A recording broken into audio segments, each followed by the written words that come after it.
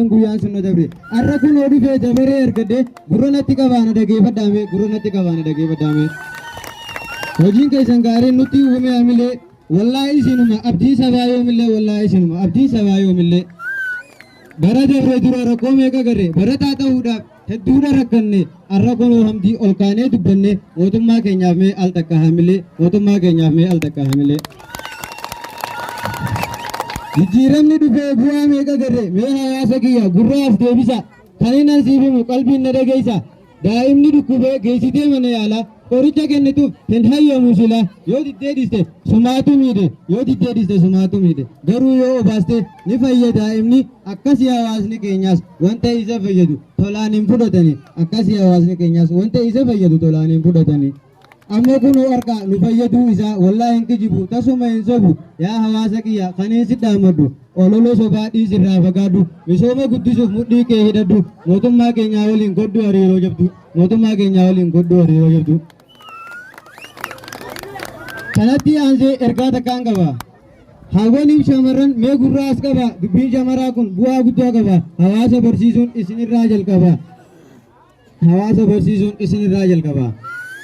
Garuu keenya kun faallaa dubbii kana dubartiin barattee eessa geessime jechuma keessan wayiin dogongore ofiin sobiin dubartii biittisiisneef deetti beekumsaa bultii waliin hin madaalini sammuu tantee jijjiirre ofiin gowwoomsine sammuu tantee jijjiirre ofiin gowwoomsine.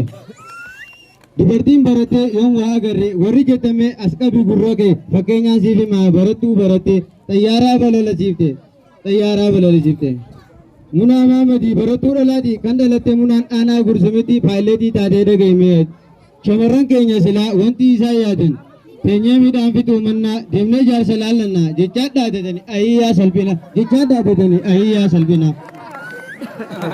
Yaa obboleeyyan kiyya nattiin aariin haa'umaa dubbiin teessan tun hedduu takka jabdu bar dubartiin barattee ilmaan illee barsiifti tan hin baratin garuu barnoota dhorkiti kun immoo gufuu dhalootaati.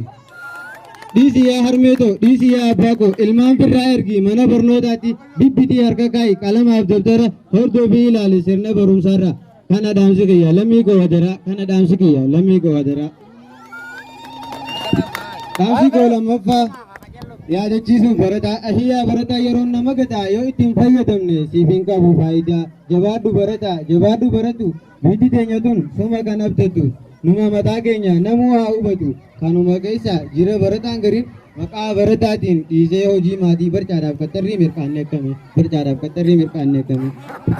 dhiisaa maaloo yaa akhi maqaa barnootaatiin barcaan daldalini fakkeenya gorodhaa ijoollee gaggaarii barnoota isaaniif jedhanii ifaajii meeqa arganni barnoota isaaniif jedhanii ifaajii meeqa arganni. Daandii dheeraa kana miilaan adeemanii beelaaf dheebuu obsanii kaayyoo isaaniif kufanii ka'anii jabaadhaa ammallee jabeenyi isiniin male isin abdanna gara fuula dura jabaadhaa dira. Kana duraas ni qabna ijoollee hedduu biiroo mootummaa keessa kaanis injiinara doktooraaf barsiisaa kan hafe nurraa paayileetiif piroofeesara isin dhaloonni kun nuuf